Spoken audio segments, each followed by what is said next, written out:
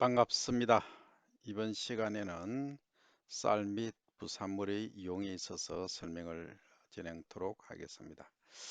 부산물을 우리가 지금까지 많이 설명을 했습니다만, 먼저 이제 배를 수학을 이렇게 하면 배가 이렇게 있죠, 그죠? 그래서 이삭이 이렇게 있고 옆신이 이렇게 달려 있겠죠. 그럼 커팅을 해서 이 정조 이 부분은 정조라고 하죠. 정조 부분과 집 부분으로 나누죠. 그죠? 그런데 이 짚을 우리가 어떻게 활용하느냐 하면 실제 섬유질이죠. 그죠? 그래서 이것을 이제 꼰다라 그러죠. 뭉치면 하나의 줄, 그죠? 옛날에는 이 나무라든지 아니면 이 가만이라든지 이런 것들을 묶어야 어떻게 로스가 없겠죠, 그죠? 이런 것을 할 때 이렇게 묶는 재료로 이 줄을 썼다 하면, 최근에는 나일론이 이제 대량 보급이 되죠, 상가격에. 되다 보니까 대량 생산되니까 코스트 비용이 싸니까 주로 이 나일론을 많이 쓰고 있어요, 그죠? 그런데 이제 미국 같은 데 가면 아직도 이 좀 섬유질을 이용한, 나일론 아닌 섬유질을 이용한 이 마대를 많이 쓰고 있습니다. 우리 옛날에는 이 지프로 만든 이 가만이라고 했어요. 가만이. 가만히. 여기에다가 이제 뭐 정조 또는 도정한 쌀 이렇게 여기에 담고 보관을 했죠. 그죠? 그래서 이 부분이 텅 비니까 어떻게 해요? 이렇게 이제 여기 이제 섬유를 묶어서, 그러니까 이 짚을 여러 개 이렇게 꼬아서 이렇게 만든 거죠. 엄밀히 말하면 이렇게 되죠. 이렇게. 그래서 하나의 그 로프인 줄이 이제 줄이 만들어진다. 그죠? 그래서 이거를 가지고 옛날에 이제 이 초가집이 이렇게 있으면 여기에 짚을 이렇게 뭉쳐서 쭉 이렇게 놓죠. 그러면 짚만 이렇게 놓고 쭉 이렇게 매놓으면 어떤 날려가 버리죠. 바람 불면. 그죠? 그러면 짚을 이렇게 뭉치는 거죠. 이렇게 또 짚을 뭉쳐. 또 뭉쳐서 이런 걸 하나 세트로 딱 만들어 버려요. 그러면 이게 이제 벤 부분, 그러니까 요 아래 부위죠. 이게 위로 오고 나머지는 밑으로 이렇게 정조가 달린 이 부분이 밑으로 이렇게 하는 거죠. 그죠? 이렇게 하면 빗물도 이렇게 흘러내리고 단단하게 해서 여기다가 또 줄을 로프를 이렇게 동여매는 거죠. 그러면 이 바람이 불더라도 이렇게 잘 뒤집어지지 않고, 또 비가 오더라도 이렇게 물은 이렇게 밑으로 흘러져 내리기 때문에 이런 방법으로 또 활용을 했고, 그 다음에 이제 이 줄은 어디에나 쓰이는 거죠. 그리고 실제 이제 우리가 이 옛날에는 요즘은 그 쇠로 된 거 뭐 또는 플라스틱으로 된 이 바가지 또는 통 이런 것들이 많이 나오잖아요. 근데 옛날에는 이런 게 없었다 이 말이죠. 없을 때 이때 이제 뭐 바구니를 만든다 하면 이렇게 지프로 이렇게 하는 거죠. 그러니까 새끼를 먼저 이리 로프 새끼라고 합니다. 만들어서 이렇게 이제 연결하는 거죠. 이렇게 연결해서 한다. 이게 최근에 유명한 그 집공예라고도 할 수 있죠. 이 집을 가지고 사슴도 만들고 별도 만들고 다양하게 하죠. 그죠? 이렇게 이 부사물을 활용했다 하는 거죠. 그런데 최근에는 이 나일론 플라스틱들이 너무 싸니까 이 가격 경쟁이 안 되는 거예요. 예술성은 있지만. 그리고 옛날에 과거 보러 갈 때 이 집신 있잖아요. 집신을 만들어서 이렇게 한 대 딱 뭉쳐서 어깨에 짊어지고 한양에 과거 보러 갈 때 많이 쓰곤 했다 그죠? 그러나 최근에는 원체 이제 다양한 신발들이 나오기 때문에 자취를 감췄다. 그래서 이제 이 세월의 흐름을 우리가 알 수 있는데, 이 짚은 그러니까 사용을 안 하니까 어디로 가느냐? 주로 뭡니까? 이렇게 나중에 되면 컴포스트죠. 컴포스트 퇴비라는 얘기입니다. 퇴비로 가지만 그전에는 이 요즘 소가 이렇게 있으면 소가 영 힘이 없다 그죠? 소가 이리 뿔이나 있다 치고. 그러면 이 소의 이제 먹이로, 사료로 이제 쓰는 거죠. 이 사료를 사실은 옛날에는 농후 사료, 그다음 또 조사료 이렇게 말을 했습니다. 이 농후 사료는 짙을 농자죠, 그죠? 영양이 풍부한 사료. 지금 말로는 이제 곡물 사료 이렇게 부릅니다. 이 조사료는 주로 풀사료, 현대말로. 그러니까 이제 우리말 쓰기 운동으로 곡물 사료, 조사료로 이렇게 변경이 됐지만 실제 이제 이 쌀을 바로 주기에는 우리 사람이 먹을 쌀도 부족하죠. 그래서 그렇게 안 했지만 지금은 이제 어떻게 활용을 하는지 잘 보면 여러분들 좀 치호감이 할까요?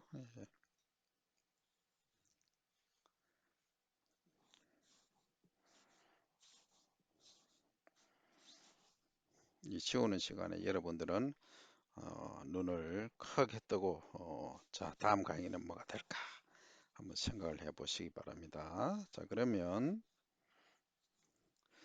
실제 이제 그 로프에 관한 이 집에 관한 얘기가 끝났다 그죠?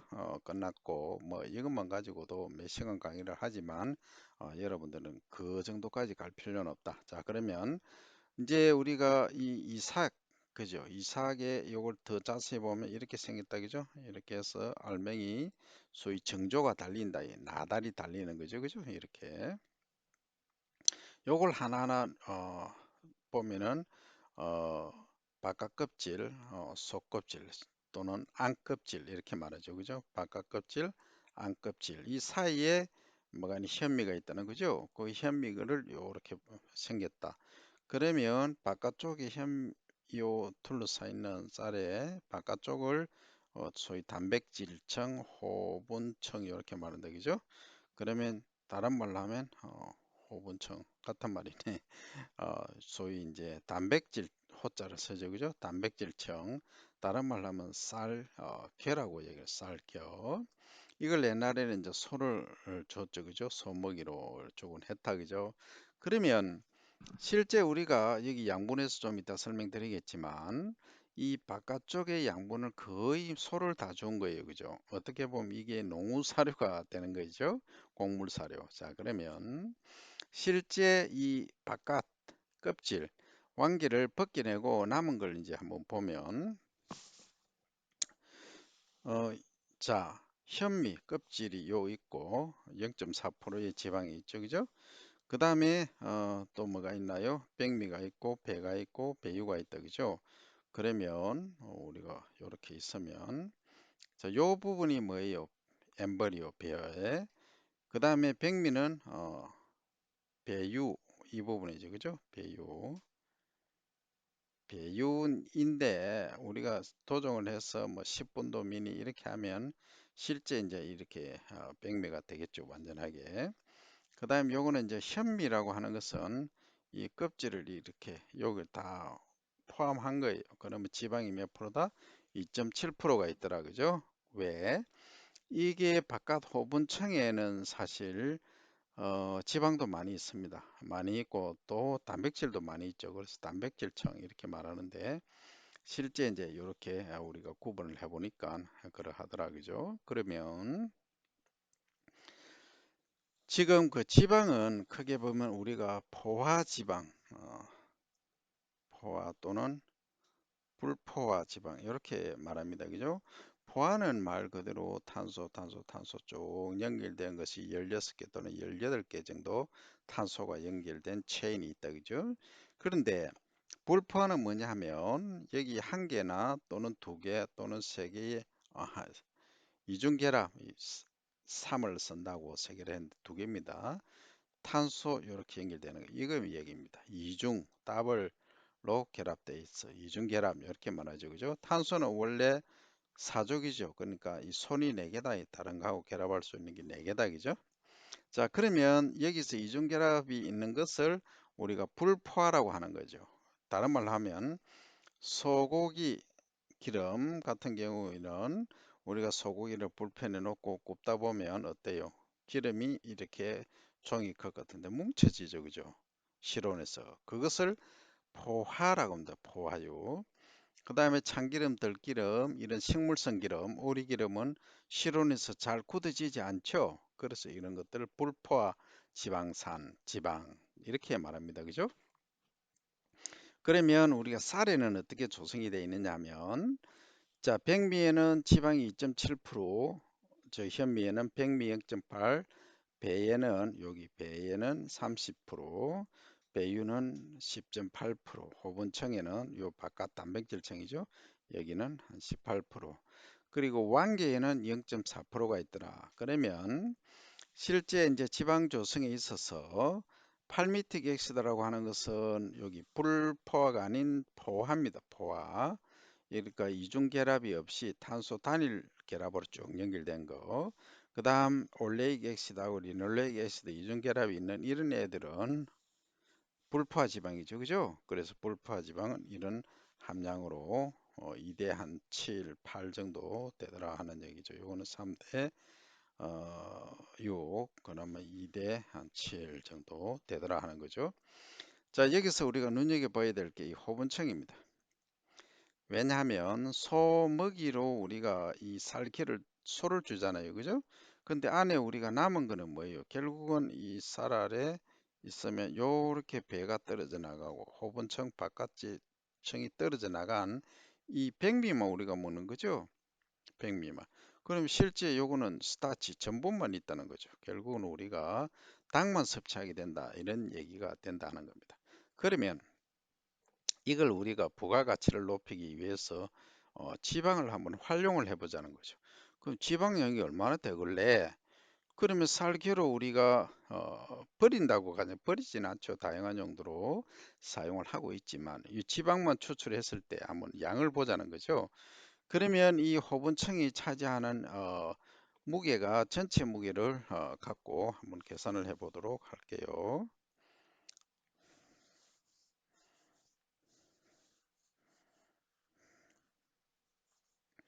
이 벼과학은 이제 응용입니다. 여러분들 어떻게 응용을 할 것인가 하는 거죠. 자, 그러면 한번 봅니다. 자, 실제 이제 우리가 1헥타르 이제 국제 단위로 쓰겠습니다. 1헥타르는 가로 100m, 세로 100m를 하니까 만 제곱미터가 되죠. 요걸 1헥타르라고 한다. 그죠? 그러나 이 단위는 너무 크다. 우리나라에서는 요것보다 10분의 1인 뭐 10R란 단위를 써요. 10R. 그 다음에 요 최소 단위는 R가 되겠죠. 그죠? 요게 이제 면적이 이해가 안 되면 R는 뭐냐? 가로 10m, 세로 10m 인 정방형일 때 그러면 10 곱하기 10은 100제곱미터죠. 100제곱미터를 1R라고 부르는 거예요. 그럼 10R는 1000제곱미터가 되겠죠. 그 다음 1헥타르는 10배니까 만 제곱미터죠. 그죠? 요거 단위를 여러분들이 기본적으로 알고 있어야 된다. 그러면 자, 요거는 1헥타르는 만 제곱미터니까 자, 머리 아프다. 그러면 가로 1m, 세로 1m만 하자. 1m, 1m 어느 정도 생산이 되느냐 하면 자, 여기 GP 서 있고 그 다음에 이삭이 달렸다. 그죠? 요걸 총 해보니까 한 1500g 정도 되더라고요. 그죠? 그렇죠. 요즘은 옛날에는 이 이삭이 한 3분의 1 또는 4분의 1밖에 안 됐지만 전체 무게에서 이 지상부 최근에는 이 진무게하고 이상무게의 비율이 거의 50대 50이죠. 그죠? 그러면 한 750g의 뭐가 나온다? 이삭이 나온다. 그죠? 요 이삭을 다른 말로 나달 하나하나를 이삭은 이렇게 붙어 있는 걸 말하죠. 이렇게 붙어 있는 걸 이삭이라 하고 그 다음에 하나씩 하나씩 이 알맹이를 나달이라고 하는 거죠. 그죠? 이 나달을 우리가 봤을 때 과연 어떻게 구성이 되느냐 아까 했지만 이렇게 외형과 내형 바깥 껍질 속껍질로 되어 있고 안껍질 큰 껍질 작은 껍질 이렇게 말이죠. 그 다음에 여기 어, 현미가 있다는 거죠. 그러면 우리가 도정, 소위 우리가 먹기 위해서 방앗간에 가서 하는 과정을 도전 과정이라고 하죠. 도전 과정이 뭐냐 하면 처음에 이제 이 바깥 껍질, 안 껍질, 작은 껍질, 큰 껍질, 작은 껍질하고 벗겨내는 요것을 벗겨내면 뭐가 되나요? 현미가 되죠. 안에 나오는 요게 현미입니다. 그죠? 현미를 대체로 그냥 안 먹죠. 현미식 하면 좋는데 잘 안 먹으니까 거칠거칠해서. 그러면 이 호분층을 벗겨낸다. 그 다음에 요 배 부분도 떨어져 나오고 요 바깥에 호분층도 떨어져 나간다. 요건 뭐 배유라고 그러죠. 배유. 그죠? 요거는 배. 그래서 이렇게 구분하는데 요 과정, 백미로 만드는 과정, 백미, 이걸 뭐라 한다? 정백 과정. 그래서 현미에서 백미로 되는 율을 정백률, 그리고 이 정조에서 현미로 되는 과정, 이것을 어, 재현 과정 이렇게 말하죠. 그래서 재현율, 요 전체 껍질이 있는 데서 현미되는 게 몇 프로냐 이렇게 말한다. 그러니까 한 84% 정도가 되더라. 그 다음에 현미에서 백미로 되는 것은 실제 이제 무게비로 봤을 때 우리가 10분도미, 뭐 8분도미 이렇게 말하죠. 10분도미라는 것은 한 10% 떨어져 나간다 이 소리예요. 그러면 이제 이렇게 이 과정을 알 수가 있는데 10R당 1제곱미터당 750g 정도 되니까 그러면 여기 완겨 바깥에 겨만 했을 때는 한 10, 한 5, 6% 정도 떨어져 나간다 그죠? 그러면 여기 완겨 속에 0.4%의 지방이 있다. 이것을 이제 지방량으로 환산을 하면 이 머리 아프니까 천을 합시다. 그죠? 1000g 하면 1000g 속에 요게 몇 프로예요? 15% 있죠. 그죠? 15%. 그러니까 10% 하고 일단 그러면 얼마예요? 그럼 100g이죠. 그죠? 100g의 완계가 있다. 그죠? 100g의 완계 속에 0.4%니까 어때요? 0.4g이 나오죠. 1제곱미터에 가로 1m, 세로 1m의 지방이 완겨 껍질, 이 완겨 속에 0.4g이 있다는 거죠. 1헥타르로 치면 1000을 곱하면 되죠. 만을 곱하면 되죠. 그죠? 그래서 이게 0.4니까 1000을 곱하면 4000이죠. 4000g, 4000 이런 말 잘 안 쓰니까 4kg. 동그라미 세개 떼면 g에서 킬로그램으로 변하니까 그죠? 자, 그러면 4kg 정도의 기름이 완기에서 나온다 그죠? 그런데 이것을 추출하기 위해서 열을 가하고 하니까 코스트 에너지가 많이 들죠 그죠? 비용이 많이 든데 그래서 이거는 의미가 없다. 그러면 어디 하느냐? 이 뭐 배도 할 수 있고 배유도 호분층도 할 수 있겠죠 그죠? 이런 데서 추출하면은 그럼 이름을 특이하게 짓겠죠. 뭐 호분 기름, 그 다음에 배 기름, 쌀 배 기름, 그 다음에 쌀 호분청 기름 이런 식으로 홍보를 할 수 있겠다. 그래서 뭐 만드는 쓰느냐 하면 기름을 이용해서 비누를 만드는데 또는 샴푸를 만드는데 그다음 팩 그죠? 하는데 이렇게 다양하게 사용을 할 수 있다 이 얘기죠. 이게 뭡니까? 6차 산업이고 우리가 산업화하는 과정이다 하는 거죠. 여러분들은 이 과정을 이해를 하시면 되겠다. 그래서 지방이 이렇게 있는데 이 지방은 포화지방이고 아래쪽에는 불포화다. 그래서 이 불포화율을 이용해서 또 다양하게 활용할 수 있지만 우선적으로 이 불포화 지방이 있음으로 해서 산소하고 결합을 해서 이 산소하고 결합을 해서 이 산패가 된다, 부패가 된다. 그래서 산패 이렇게 말한다, 그죠? 그래서 밥맛이 떨어지고 냄새가 나는 원인이 된다. 그래서 산패가 되지 않게 보관을 해야 된다. 어떻게?